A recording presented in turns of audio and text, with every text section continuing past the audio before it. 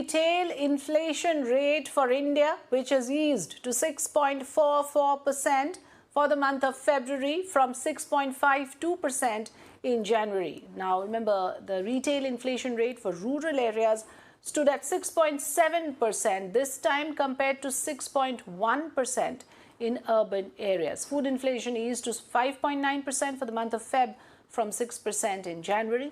The Reserve Bank has been mandated to ensure that the retail inflation remains at 4% with a margin of 2% on either side by the central government. These are important figures, important parameters for the economy at large. Retail inflation falls marginally, a negligible decline from the January numbers.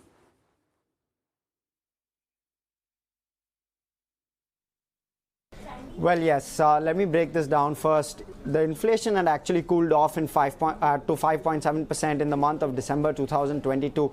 That has now gone back up to 6.4%. So that's definitely a concern for the RBI. And it's not coming off. So the January print was slightly higher than what was penciled in by most economists, and it's remained there. So the RBI, in a difficult macro setup, has its work really cut out for itself.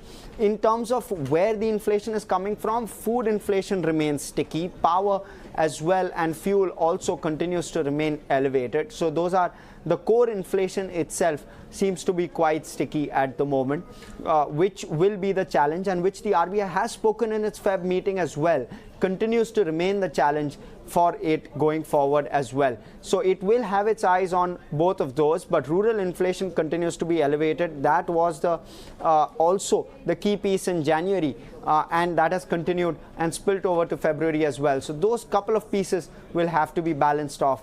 And of course, the commentary of the RBI in April will be very, very interesting.